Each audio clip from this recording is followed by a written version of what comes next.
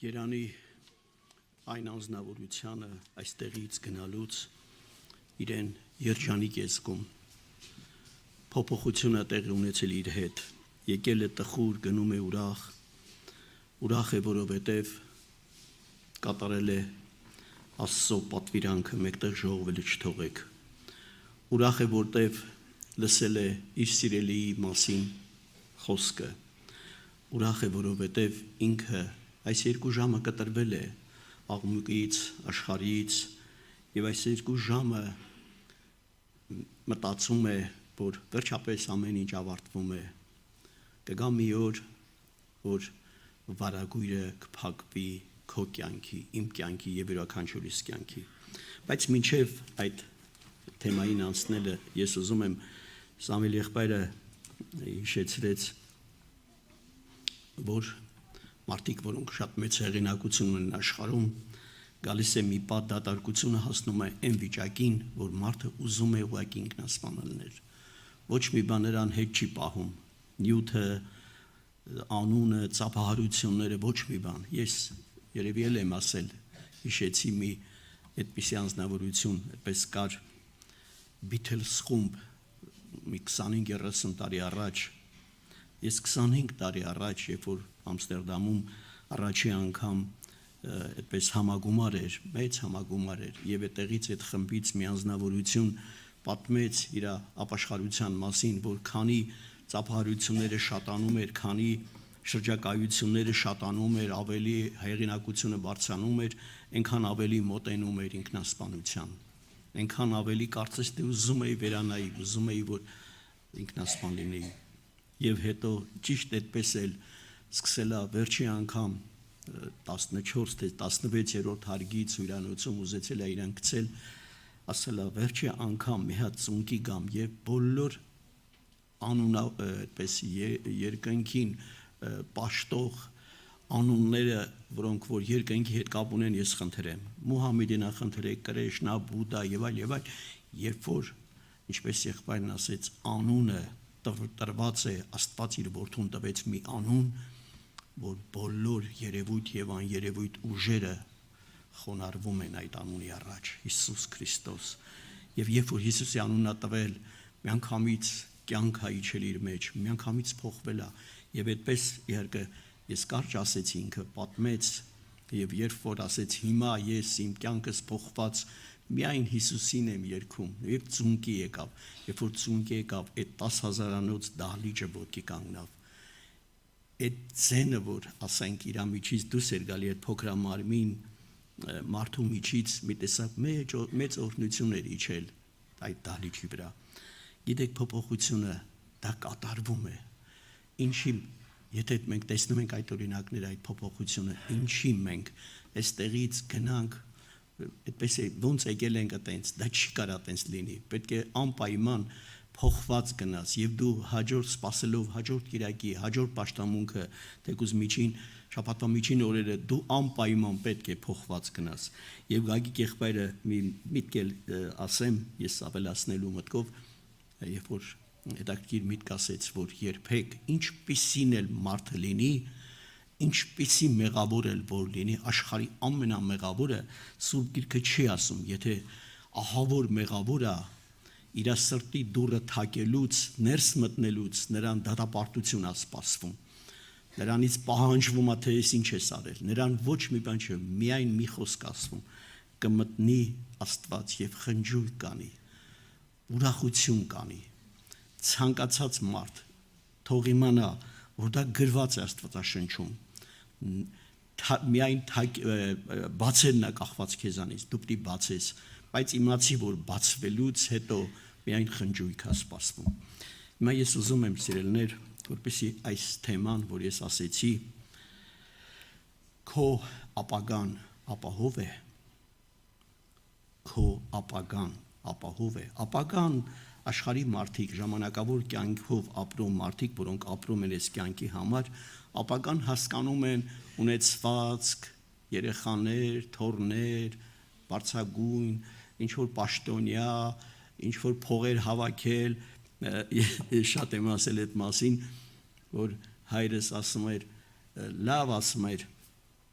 Այս տատիները, պապիները փող են հավաքում թաղման։ Ես չեմ հասկանում, ինչ են հա, ես ասում եմ 10 երեխա ունեմ, այսքան թորներ ունեմ, հետո չթաղեն, դու պահեն։ Մեկ ավտի թաղեն, ինչի են այդպես անհանգստանում,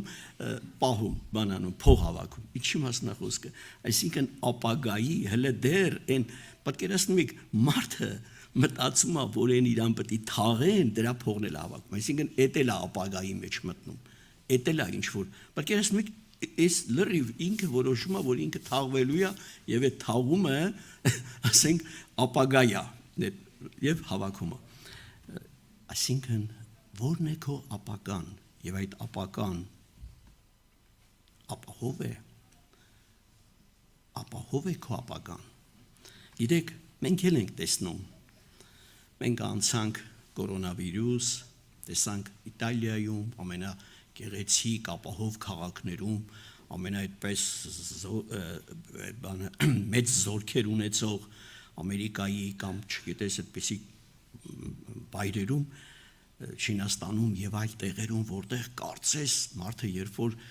գնում է փոքր երկրից, մեր երկրի պես փոքր երկրներից երբ որ գնում են բրծավ ապահովա կամ թեկուզ Ռուսաստան, թեկուզ, բայց դուք էլ գիտեք, ես էլ գիտեմ, որ ոչ միտեղ ապահով չի եւ ցույց տվեց այդ վիրուսը, թեկուզ հիմա էլ ոչ միտեղ ապահով չի։ Եվ ապահովությունը որտեղ է ապահովությունը, երբ որ կփակվի քո եւ իմ կյանքի վարագույրը, դու ապահով ես դու եւ ուզում ուշադրություն դարձնենք այդ ապահովության վրա։ Նախ ծննդոց առաջի գլուխ առաջի խոսքում մենք կարդում ենք այսպիսի խոսքեր, մենք շատերս անգիր գիտենք այդ խոսքերը։ Սկզբեն Աստված երկինքն ու երկիրը ստեղծեց, երկիրը անձև ու պարապ էր եւ անդունդին վրա խավար կար եւ Աստծոյ հոգին ջուրերու վրա շրջեր։ Գիտեք, Աստված ստեղծեց երկիրը եւ շարունակությունը գիտեք նաեւ երկինքը ստեղծեց Աստված։ Հիմա գիտնականների կողմից Աստծո ստեղծած այդ մոլորակը նվաճված է։ Գիտեն չափերը, գիտեն ամեն ինչ, կարծես թե ճիշտ է, բաներ կա կարող է դեռ չգիտեն, բայց համարյա ինչ որ այդ մոլորակի վրա կա գիտեն, ինչպես որ մենք նայում ենք ակվարիումին, գիտենք ակվարիումի մեջ ջուր, ակվարիումի մեջ ձկներ լցած, մեծ կլինի, փոքր կլինի, դա կապ չունի, մենք գիտենք ինչ որ կա այդ ակվարիումի մեջ։ Եվ պատկերացնենք, որ մենք ապրում ենք այդպիսի կարգավիճակի մեջ, մոլորակի վրա մարդկությունը ապրում է։ Եվ այստեղ մի կարևոր բան, որ ուզում եմ ուշադրություն դարձնենք, Ժողովի գրքի 3-րդ գլխում մենք կարդում ենք այսպիսի մի միտք, որը մարդուն տրվեց նման միտք, եւ մարդը այդ մտքով սկսում է ապրել։ Ոչ մի կենդանի նման մտքի մեջ ուղղակի մենք չենք կարող մտածել, որ կենդանին էլ է այդպես բան մտածում, որովհետև կենդանու մասին չի ասում Սուրբ Գիրքը, բայց մարդու մասին Ժողովող 3-րդ գլուխ 11 խոսքում կարդում ենք այսպիսի խոսքեր. Անիկա ամեն բան իր ժամանակին վայելու չրավ, եւ մարդու մտքին մեջ հավիտենականություն ճանաչելու փափակ դրավ։ Հավիտենականությունը ճանաչելու փափակ։ Այսինքն կենդաների մոտ այդ բանը մենք չենք նկատում, բայց մարդը, այդպիսի մարդ չկա, որ ասենք ինքը, եթե երկնքին ծանոթ չի Պողոս առաքյալի պես, ինքը ասի, որ վերջացավ, այսքան ապրեմ եւ վերջ, գո պրծա, ավարտեցի,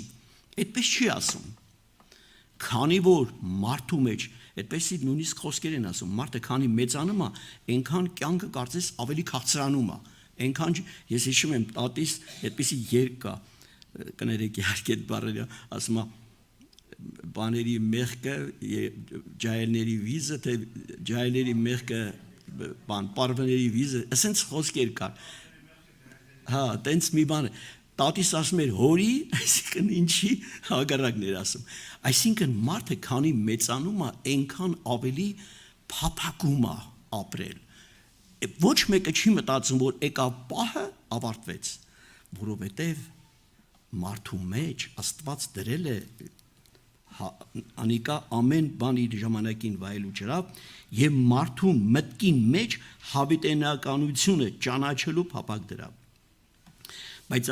Աստծո ըրած գործը մարդը չի կնա սկիզբեն մինչև վերջ հասկանալ։ Ուրեմն մարդ արարածի մեջ, ինչպիսի ազգի պատկանելիություն էլ որ ունենա, նրա մեջ կա փափակ հավիտենության։ Բայց մարդը ուղղակի իր ձևով է ուզում այդ հավիտենությունը ապրել։ Եղել են օրինակ, ես իմ աչքերով տեսել եմ, ասենք, եգիպտական բուրգերը, որոնց մեջ, ասենք, 4000 տարվա մոմյաներ են դրված եղել, իհարկե տեղափոխել էին Կայրեի թանգարանը, ես այդ թանգարանել եմ տեսել, եթե այդ 4000 տարվա մեռած մարմինը, ուրեմն ապակու մեջ, այդպես բանը բացատրում էր, որ հիմա եթե բացեն, միացեն խփեն, փոշի կլինի արդեն, այդ մարմինը, այդ մոմյան, որը գոյություն ունի ապակու մեջ։ Գիտեք, մարդը մտածում է տարիներով, մենք դպրոցական հասակում անցել ենք, թագավորները իրենց հարստությունը, իրենց ստրուկներին են իրենց հետ թաղել, վերջը ուզեցել են ապրել, հավիտենա, բայց մենք տեսնում ենք, որքան պարզ է աստվածապաշտ մարդու հավիտենական ապրելը։ Աստված դրեց այդ փափակը մարդու մեջ, բայց այդ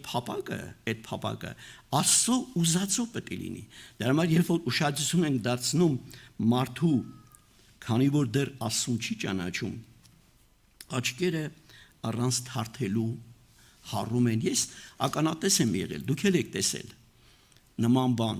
երբ որ մարդը գիտի, որ ինքը գնում է կարոտով նայում է իր սիրելի կնոջը, կարոտով նայում է, ուր գնում է հետևից նայում է իր սիրելի ամուսնուն, նայում է հետևից, միշտ ուզում է, որ իր կողքը լինի, անընդհատ ոնց որ առաջը տենց չէր, առաջ օրերով կարող է տուն չգար, բայց հիմա այս պահին կարոտով նայում է իր սիրելի թորնիկին, նայում է իր տղային, իր աղջկան, իր ընկերոջը, իր մեքենային է նայում, իր, ասենք, ինչ որ տանն է նայում,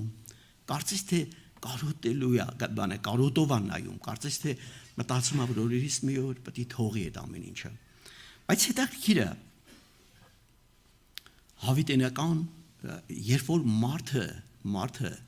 սպասի հավիտենությունը, որը ապրել է եւ իր մեջ տեղավորվել է հավիտենական կյանքը եւ թեկուզ այս երկրի վրա, ինքը այդպես շատ երջանիկ կզգա, ինքը երբեք այդպես չի շփոթվի, ինքը չի որքան օրինակներ կան, կենթանի այդպես փաստեր կան, որ այդպես մարդ չի եղել, երբ որ մարմնից դուրս գա, երբ որ ուղարկված կլինիկական մահ են ասում, չէ՞, այդ կլինիկական մահի մեջ լինելով ինքը հետ գալուց իր մարմինը տեսնելուց ուզենա, որ մարմինի մեջ մտնի, ինքը չի ուզում մտնի այդ մարմինի մեջ, ինքը ուզում է այն, որը տեսել է ընդեղ լինի, բայց ստիպված է մտնելու այդ մարմինի մեջ եւ սկսել է պատմել այդ մասին։ Ուշադրություն դարձնենք, որ ժողովողի գրքում ուրեմն այդ մասին ասվեց եւ Աստված մեր Տեր Հիսուս Քրիստոսը մինչև մեր կյանքի վարագույրը իջնելը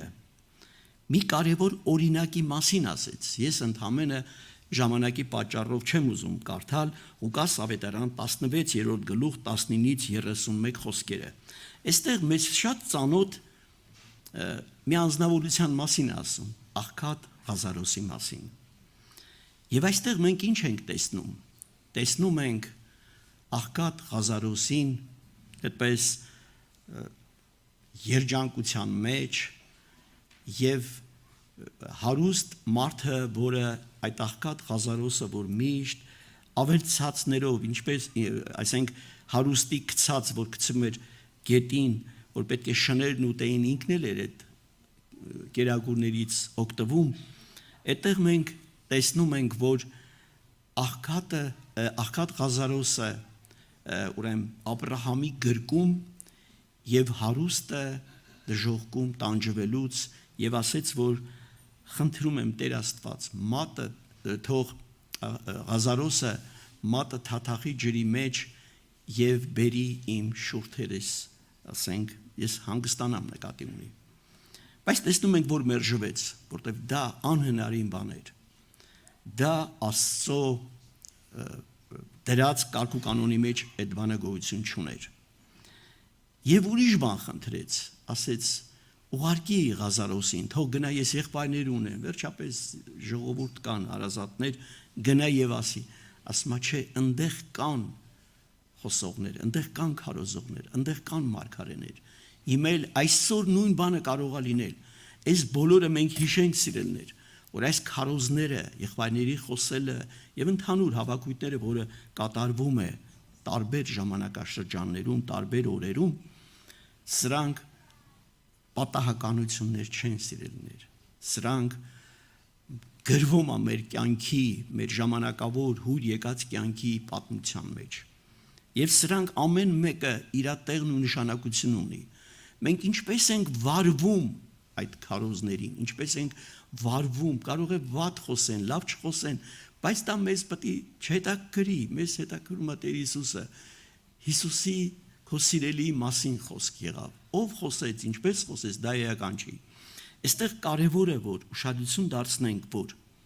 հիմա է, այս պահին է, հիմա է, բայց հետո ուշ կարող է լինել։ Դա համար ուշադրություն դարձնենք, որ ինչ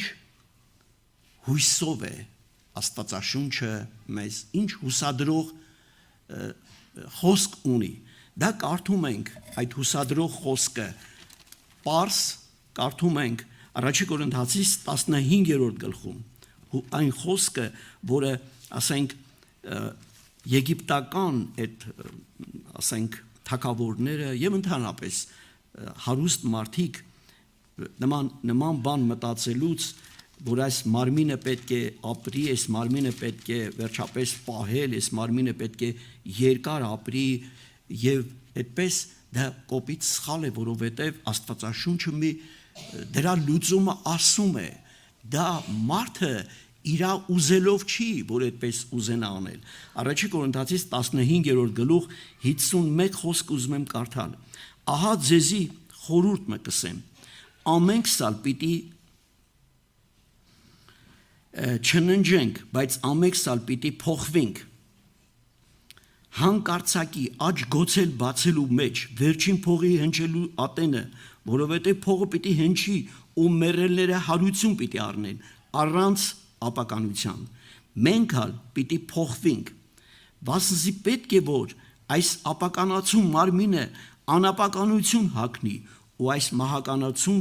անմահություն հագնի։ Եվ 49-ից 50 խոսքերն եմ ուզում կարդալ նաև, եւ ինչպես հողեղեն կերպարանք հագել ենք, երկնավորին կերպարանք ալ պիտի հագնենք, բայց այս կսեմ եղբայրներ, որ մարմինը ու այրունը Աստծո թագավորություն չեն կրնա ժառանգել, ոչ ալ ապականությունը կժառանգե անապականություն։ Գիտեք, սիրելիներ, սա Աստվածաշունչն է ասում։ Սա չի ասում որևէ մի եղբայր, որևէ մի փիլիսոփա, որևէ մի գիտնական, սա ասում է Աստվածաշունչը։ Այսինքն սիրելի մարդ, որ դու մարմնով ուզում ես երկարացնել ու քո ծրագրերը, քո ապագան տեսնում ես եւ ապագայի վերջը նույնիսկ փող ես հավաքում թաղման արարողության, դա ճիշտ չի։ Դու քո ապագան պետք է տեսնես այս խոսքերի մեջ, այս մարմինը պետք է թողես, ուզես թե չուզես, միևնույն է թողելու ես, ուզենք թե չուզենք, մեր ձեռքերը կսառի եւ կթողենք այս մարմինը, որովհետեւ այս մարմինը պետք չի երկնքին, այս մարմինը հողից է վերցված, այս մարմինը հողին է հանձնվելու, Այս մարմինը քո ապագան չի, սա քո հենարանը չի, սա պետք է թողես։ Այս մարմինը որտեղ էլ որ լինի, միևնույն է, դարեր անցնելուց հետո դա փոշի կդառնա, ոչ մի բան է։ Եվ այստեղ ուշադրություն դարձնենք, որ առաջի Թեսաղոնիկեցիս 4-րդ գլուխ 12 խոսքում մենք կարդում ենք այսպիսի խոսքեր։ Մենք այս խոսքերով պետք է մենք բոլորին այս խոսքերը մենք բոլորին պետք է այս հուսադրող խոսքերով մենք բոլորին պետք է ասենք այդ մասին։ Առաջի Թեսաղոնիկեցիս 4-րդ գլուխ 12 խոսք. չենք ուզեր եղբայրներ, որ տգետ ըլլակ ննջեցյալներուն վրայով, որպեսզի չտրտմիք ինչպես ուրիշները, որոնք հույս չունին։ Քիչ առաջ օրինակ բերեցի, մենք տեսնում ենք մահամերձ մարդկանց, որոնց արդեն գիտեն, որ մի 3 օր հետո ինքը չի լինելու, 5 օր հետո, մի ամիս հետո, մի օր հետո, չգիտենք, բայց կարոտով նայում են իր ընտանիքին, կարոտով նայում է մեքենային, կարոտով նայում է տարբեր բաների։ Այս անձնավորությունը հույս չունի։ Սրա հույսը ավարտվում է 3 օր հետո, կտրվում է այդ հույսը, եւ նույնիսկ կտրվելուց հետո գոնե փողը հավաքում, որ իր թաղումը ճոխ լինի։ Եվ նույնիսկ ասում է, այդպեսի դա իրական բան եմ ասում է ինձ այս շորը կհագցնեք, այս ինչ շրտներ կքսեք, այս ինչ մարդը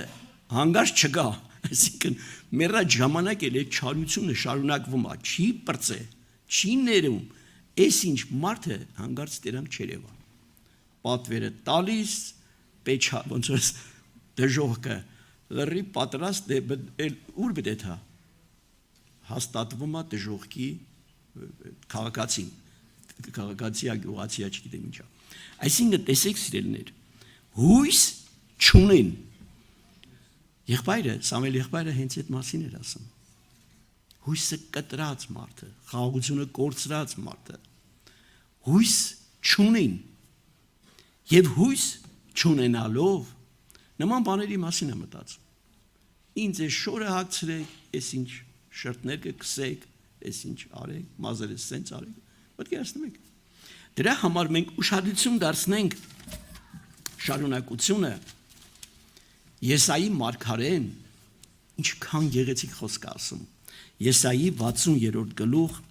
մեր շատ ծանոթ խոսքը ուզում եմ կարդալ։ Տեսեք, ինչ է սպասվում քեզ, Պողոս առաքյալն ասում է,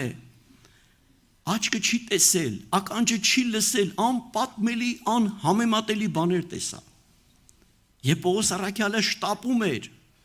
եթե գնամ ինձ օգուտ է։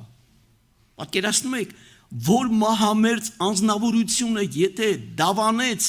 ասեց, որ ես գնամ ինձ օգուտ է, դա դավանությունը, դա շատ կարևոր է, երբ որ ասում է, ես գնամ ինձ օգուտ է, ինչ բանի թաղման մասին է խոսքը, ինչ մասն է խոսքը, և այստեղ ինչ է սպասվում, Եսայա մարգարեանում է, այս սպասվողը, գնացողի համար, սպասվողի մասին մարգարեանում է, և ինչ է ասում, անգամնալ ցերեկը քո լուսատուտ արևը պիտի չլա,